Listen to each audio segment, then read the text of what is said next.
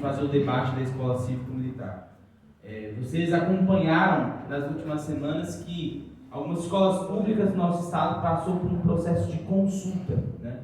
Então os diretores foram lá, apertaram o botão de maneira completamente arbitrária e trouxeram esse debate para dentro das suas escolas, né? Os professores muitas vezes nem estavam sabendo, os alunos, a comunidade escolar muito menos. E houve todo um processo de mobilização. Eu fiquei muito orgulhoso que Embu, felizmente, acho que também, graças a toda a nossa luta, articulação, companheiros foram na frente de escola. Eu tive a oportunidade de fazer vídeo entrevistando a juventude, a molecada, para que eles pudessem também colocar para fora o que eles estavam sentindo com isso, né?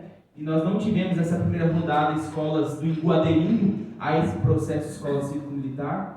Então, acho que essa plenária aqui, acho que é o primeiro encontro, né, que nós temos a oportunidade de nos atualizarmos sobre tudo que está sendo debatido sobre esse assunto, nos organizarmos para que, nas próximas rodadas, nós continuemos dando o recado de que a nossa região não aceita a escola cívico-militar, essa política desastrosa do Tarcísio. Importante dizer, antes de falar da escola cívico-militar, é fundamental nós falarmos do governo Tarcísio, né? Porque, veja só, eu estou considerando que a política da escola cívico-militar está sendo a cara dos planos políticos do Tarcísio, sobretudo para os próximos anos, né? Qual que é o objetivo dele? Reeditar uma política que o governo Bolsonaro tentou criar, que foi derrubada, inclusive, pelo STF, para que ele possa se aproximar desse nicho político.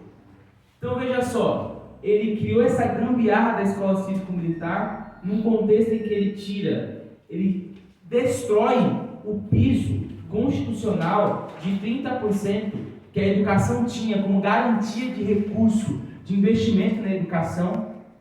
Na história recente, nós não temos precedente nessa medida que o Tarcísio fez junto à Alesp, de reduzir de 30% para 25% o piso constitucional do Estado de São Paulo para se investir em educação. Ele tirou 10 bilhões de reais da nossa educação. E isso foi um recado claro do quanto que o Tarcísio estava trabalhando programaticamente para sucatear a educação pública do Estado de São Paulo.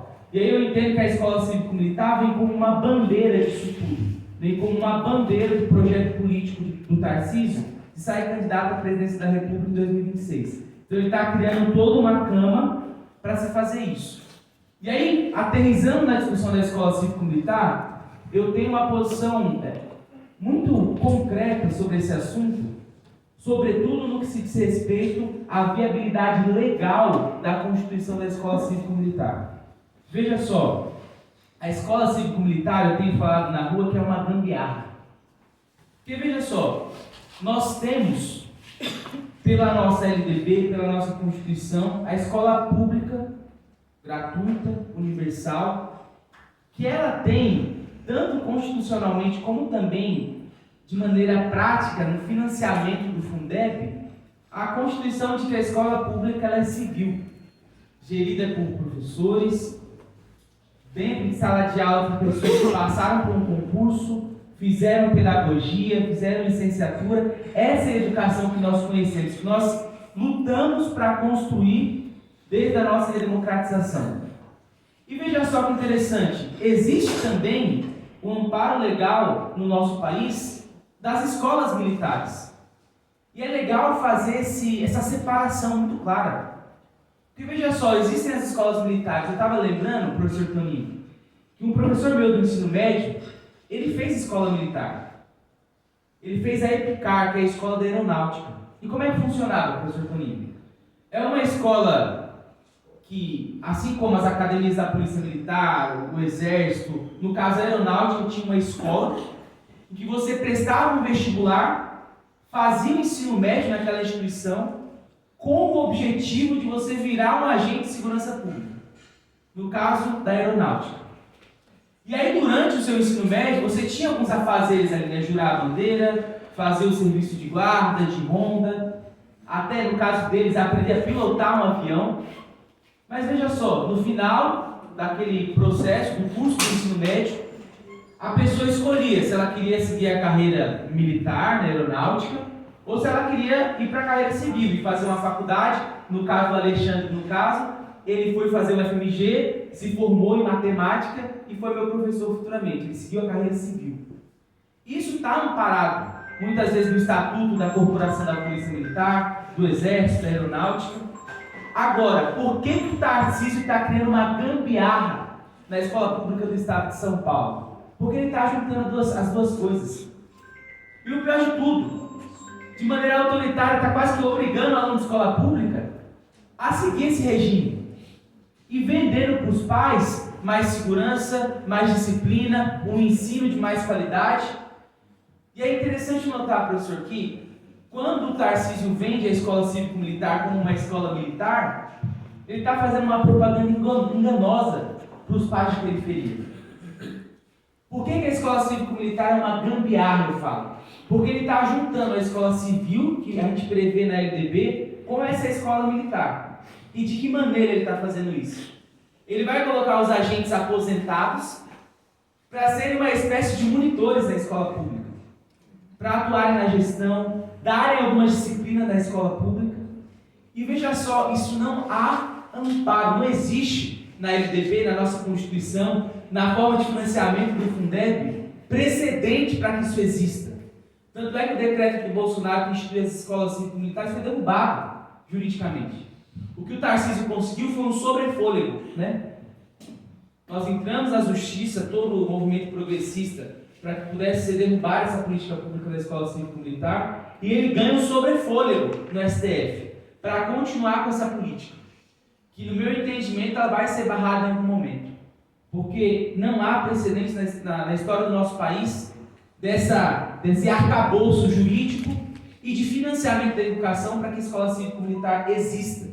E é importante nós batermos nessa tecla da legalidade, porque o debate ideológico vai acontecer, da direita, da esquerda, etc. Porém, na legalidade do nosso país, do nosso estado de São Paulo, não há precedente, não há embasamento, não há arcabouço para que a escola cívico-militar exista. E aí vamos falar do pedagógico, professor Toninho. Tarcísio quer colocar agentes de segurança sem formação em pedagogia, sem formação em licenciatura, para lidar no dia a dia, na gestão com nós professores e com os estudantes de escola pública do nosso estado. A nossa juventude que está se formando em todo o seu processo pedagógico. Eu falei no vídeo, Toninho, que se o Tarcísio quisesse de fato melhorar a educação, ele não investiria em militar da reserva para estar em sala de aula. Ele investia em professor. E aí que está a inversão de princípios, inversão de valores, e mostra que essa política é completamente eleitoreira. Nós temos no Paraná diversos casos, porque o FEDER começou a implementar de maneira escalonada as escolas cívico-militares no Paraná, depois veio trazer essa receita ruim para nós aqui em São Paulo. Diversos casos de abuso de autoridade, de assédio, de agressão, de racismo nas escolas públicas do Paraná, com esses agentes despreparados, estando em sala de aula e estando no ambiente escolar. E mais uma vez, eu até falei na reunião da POS que nós fizemos, Vitor, que nós do campo progressista temos que tomar muito cuidado com a narrativa que nós estamos levando para a rua sobre esse tema da escola cívico-militar. Porque o Brasil é um país conservador, em sua maioria cristão. E no limite, a propaganda do governador de colocar um policial dentro de sala de aula, dentro da escola, para a mãe de família, para o pai de família que perde o seu celular no ponto de ônibus de manhã num arrastão, que já teve seu filho, infelizmente, roubado, assassinado, num primeiro momento, dá uma falsa sensação de segurança para a nossa juventude. Uma falsa sensação de segurança para as nossas escolas. E aí é muito interessante, porque dialogando com a população, eu tentei encontrar, professor, 3 aspectos, porque nós estamos lidando agora com 3 públicos-alvos, quando nós estamos fazendo essas rodadas de consulta pública. Os alunos, os professores e o público, na minha visão, mais complexo de dialogar quando a temática é a escola cívico-militar, que são os pais. E aí com o aluno, Adriano, eu sinto que é muito fácil. Eu fui na frente da escola e perguntei assim, você sabia que na escola cívico-militar vão pedir para cortar o seu cabelo? Aí o menino falou, jamais, Abdan, esse meu cabelo aqui é meu xodó, eu quero ter meu cabelo grande. Eu falei assim, nem eu nem você pode estudar na escola cívico-militar, brinquei com eles, né? Porque o meu black também vão querer cortar. Aí eu falei para uma outra menina assim, sabia que a sua mecha vermelha eles vão pedir para tirar também? Vai ter que pintar o cabelo de uma cor só. Sabia que sua camiseta do Corinthians não vai poder também? Não, Corinthians, pelo amor de Deus, acabou de ganhar o título. Com a juventude está muito fácil dialogar. Porque eu sinto que, por mais que as pessoas falem que a juventude não gosta de política, que a juventude não participa, mesmo a juventude do nosso tempo, que pode estar afastada de partido, pode estar um pouco distante da política institucional, sabe o que eu mais ouvi na escola, Toninho? Abdan, eu não quero escola cívico-militar porque eles querem podar, querem tolher a minha liberdade de expressão, quem eu sou. O meu cabelo representa quem eu sou. O meu dread, a minha trança, o meu black power é quem eu sou, é a minha identidade. E eles não vão tirar a minha identidade. O meu cabelo colorido, o meu piercing, faz parte da minha criação, da minha constituição. E o mais importante, eu percebi que a juventude rechaçou a escola cívico-militar, sobretudo nas escolas que eu fiz campanha contra essa política. A classe dos professores também não é uma classe homogênea, mas nós temos exemplos tácitos da história recente do Estado de São Paulo, do quanto que a relação PM-professor não dá certo, e o quanto nós somos reprimidos em diversas lutas que nós tivemos.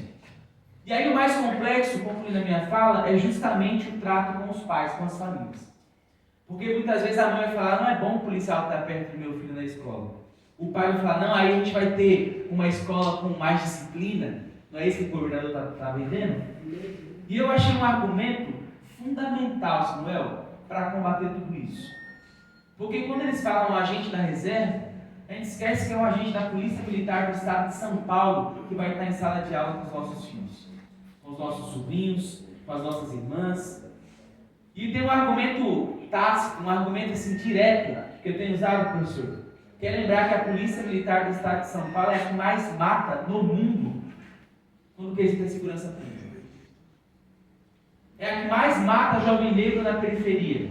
Então a gente tem que falar com a Dona Maria que talvez o grande algoz do seu filho vai estar dentro de sala de aula com ele, com as escolas cívico-militares sendo aplicadas e implementadas no Estado de São Paulo. A Polícia Militar tem muito a corrigir quando quesito a segurança pública, sabemos disso.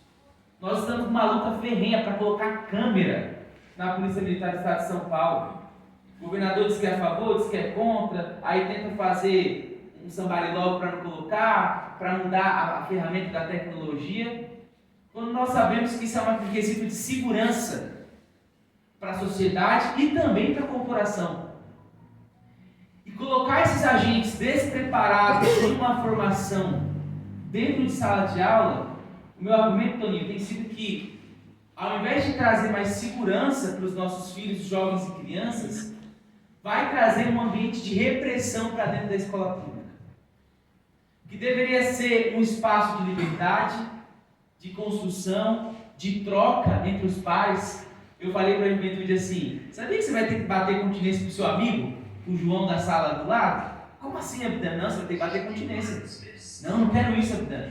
Então eu sinto que nós temos uma missão agora, e é importante falar que no nosso tempo, eu sinto que o campo progressista está perdendo a batalha com o campo conservador, de direita, que é a batalha da comunicação, a batalha das redes sociais. Eu entrei no TikTok, Ronan, e digitei Escola Cívico-Militar. Só aparecia página conservadora falando do assunto. E óbvio, fazendo propaganda política, né?